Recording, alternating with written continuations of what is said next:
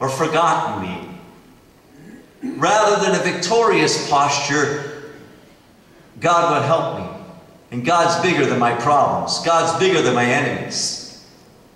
And with God's grace, I will overcome any war, any struggle, any battle that I face. But I must face it with persistency, like the widow. A tenacity and an energy and a courage and a patience. Pogo, the cartoon character, says, I fought the enemy, and the enemy was not outside of me, the enemy was inside of me. Our enemies, friends, some of them are real and some of them are imagined. But the greatest enemy is within inside of us, Pogo says. And once we conquer that enemy, we become victorious. Oftentimes, friends, we blame people or mark people out as our problem. If only we got rid of this person, then life would be better. And then sometimes we think that we don't get a fair hearing in life, that no one takes our side, that no one comes to our aid, that no one hears our cry, and no one cares about our plight. Yesterday I had a funeral of a 41-year-old man from our parish, a month away from his 42nd birthday. He was a firefighter, volunteer firefighter in our community for over 20 years. And these pews were filled with people of different faiths and different colors and different traditions. 25 of them strong, standing in solidarity with their brother who died. Lifting him up to God, although of different beliefs at times and faiths. But we stood in solidarity and lifted one another up to the Lord. The Lord wants us to lift one another up. John of the Cross says, when you lift another person up, you lift them to Christ and you make them Christ. Don't push anybody down. If you can't help somebody, at least don't hurt them. Don't push them down. This week when I went to visit my mother at the Little Sisters of the Poor, a nurse said, Father Jones, Mr. Stanley Zubik would like to speak to you. Well, I took a sigh of relief knowing that wasn't the bishop. It's the bishop's dad. And he's in a wheelchair now, and he's a room away from my mother, and he's out there writing beautiful script letters. Letter after letter. He's telling me who he's writing to. Beautiful man. And I said, nice to meet you, Mr. Zubik. He said, my name is Stosh. Just call me Stosh, Stanley. I get okay, Stosh. He said, sit down, young fella. He said, how's it going at St. Joseph's?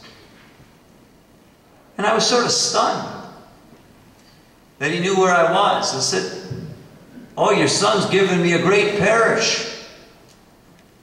The great people of faith. It's a wonderful community to be sent to. He said, I just wanted to let you know that I was praying for St. Joseph's Parish.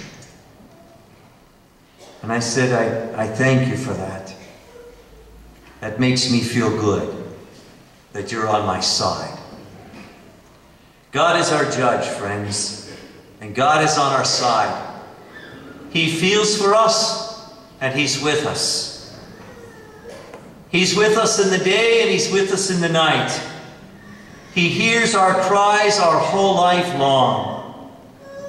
He wants us to never lose heart, but persist to gain courage. That He will bring justice to all if we believe that He is God.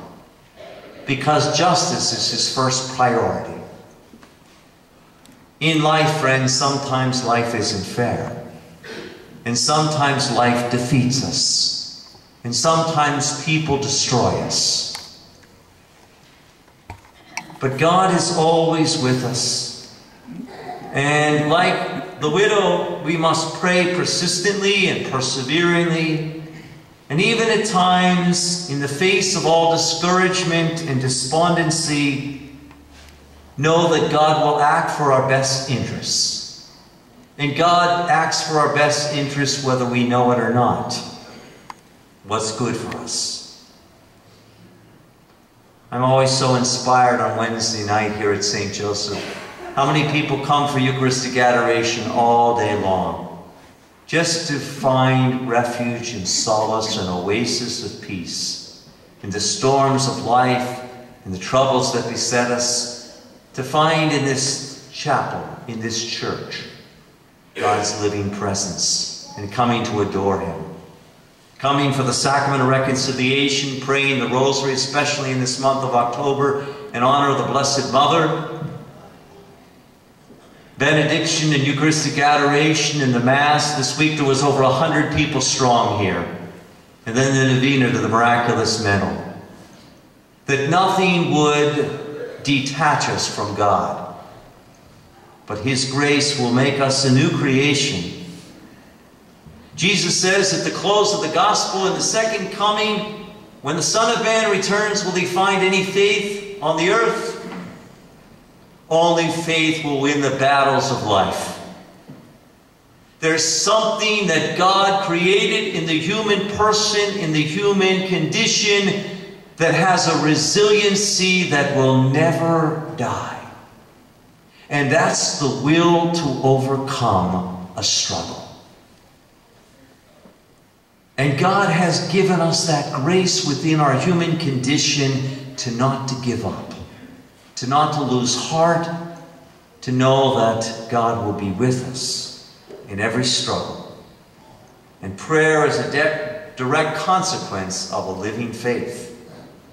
That the Lord will send us the graces we need in the trials that we face in the battleground of earth, as life here is not yet heaven. Father Henry Nouwen said, a spiritual life without prayer is like a gospel without Christ. It's hollow. It's empty. Dale Carnegie said, most of the important things in the world have been accomplished by people who've kept on trying when everyone else lost hope. The difference between a sinner and a saint is the saint didn't quit. We gather here today as God's people. We gather here today to ask God's mercy and God's grace that we may be a resilient people, a courageous people, a people like that widow who never lose heart, that God is on our side. He is just, He is merciful, and He is faithful. And He has given us faith for the battles of our lives. And He showed us by the victory of the cross, destroying death, the greatest battle that we will ever face. When we die, we will rise with Christ, who shattered the tomb and conquered a victory the world now tastes. His grace that lifts us up each new day. And every time we pray the Lord's Prayer, we remember that it's His grace alone that we need each day to be faithful.